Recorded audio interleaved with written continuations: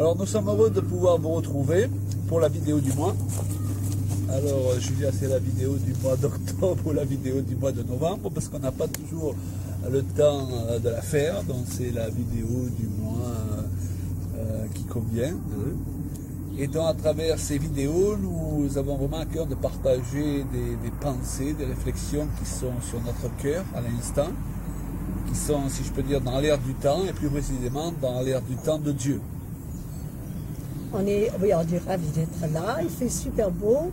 On a un des automnes le plus chaud depuis 200 ans, il paraît, donc il faut en profiter, en tout cas pour être à l'extérieur. Et moi, je regarde les saisons qui passent et je me rends compte que combien la vie, chaque saison de la vie porte une bénédiction particulière, une saison, une couleur, un temps particulier. C'est une manière différente que la vie s'exprime. Et j'avais à cœur de dire cet après-midi que peu importe notre âge, mais que quelque part, il faut qu'on on accepte d'être différent, de changer. On voit les gens changer autour de nous, on voit nous, notre corps changer. Et pourtant, Dieu, il ne change pas. Au fond de nous, on ne change pas. On fait que mûrir, on fait que se améliorer. On a acquis de l'expérience, on a acquis des tas d'informations, mais surtout on apprend à connaître Dieu à travers notre vie. Alors nous étions dernièrement avec nos amis Jean-Claude Buisse et Marie-Claire Buisse à Agen, et nous étions en train de partager ensemble, et nous leur disions que le Seigneur nous avait donné un verset en début d'année, un verset clé, Éphésiens 3:20, à celui qui peut faire par la puissance qui agit en nous, au-delà de ce que nous demandons et pensons. Et ils nous ont dit que c'était le même verset qu'ils avaient reçu aussi en début d'année. Donc il semble qu'avec plusieurs personnes en France et dans le monde en général, nous écoutons la même radio. Et c'est normal parce que le Seigneur parle à plusieurs personnes en même temps pour leur faire comprendre quelle est sa volonté pour son Église, pour ses serviteurs, dans les temps dans lesquels nous entrons. Et à travers ce verset, nous comprenons que sa volonté, c'est de nous faire goûter au plus, au lieu qu'on soit toujours confronté au moins. C'est-à-dire, Dieu veut nous faire rentrer de plus en plus dans cette dimension où on apprend à recevoir plus que ce qu'on attendait.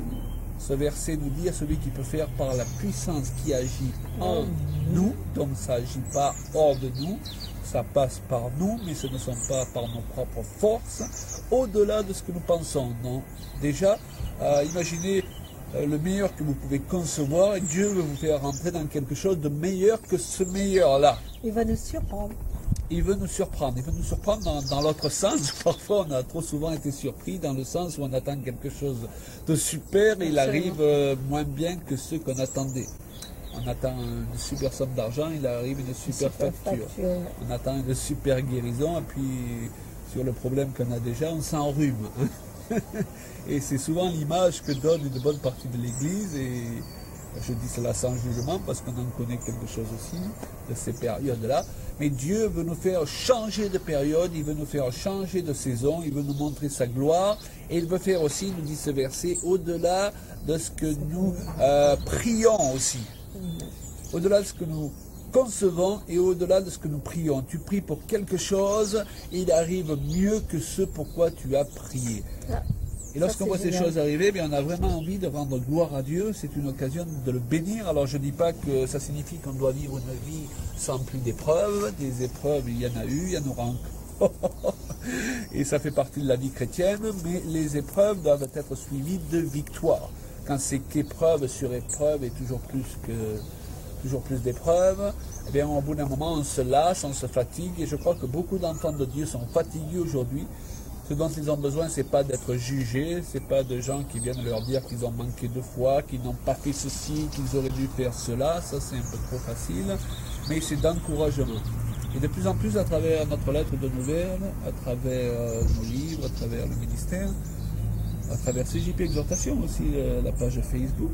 Ça marche très très bien. Il y a beaucoup de personnes qui suivent Claude chaque matin. Et pour quelqu'un qui écrit ou qui lit pas beaucoup, comme moi, parfois c'est bien parce qu'il y a des petits articles et on peut juste regarder, se faire du bien avant de partir au travail. On a une amie, il a fait un petit commentaire, il a dit voilà, je suis au travail, c'est mon pause café, mais c'est impeccable.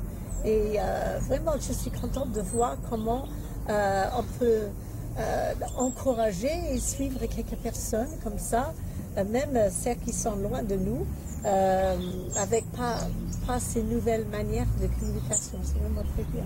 Et Dieu veut, à travers ces moyens, qu'on puisse exhorter le peuple de Dieu. S'exhorter, ça signifie se tirer vers le haut en grec. Je le dis souvent. Donc, encourager les gens à aller dans la direction du plus que Dieu a pour eux et se dire que le meilleur, il est devant. Il y a quelque chose de bon qui nous attend devant. Il y a cette dimension que le Seigneur veut faire vivre au plus grand nombre, à celui qui peut, par la puissance qui agit en nous, faire au-delà de ce que nous demandons et pensons. Voilà l'automne. Et bientôt, il va faire plus froid. On va commencer de faire des feux aux cheminées. Et la vie va devenir plus intérieure. Et bien moi, je prie que chacun de vous, que votre vie vienne plus intérieure avec le Seigneur. Que vous allez creuser de plus en plus votre vie intime avec le Seigneur. N'ayez pas peur, même si les choses qu'on entend autour de nous, ça semble nous troubler un petit peu, parce que c'est sûr qu'entre ce qu'on entend à la télé et ce qu'on voit même dans la société autour de nous, les bruits de guerre et tout ça, il y a de quoi pour que le cœur soit troublé. Mais la Bible nous dit qu'il faut qu'on reste calme, confiant. Si on met notre confiance dans l'Éternel, eh bien, il n'y a rien qui peut nous troubler.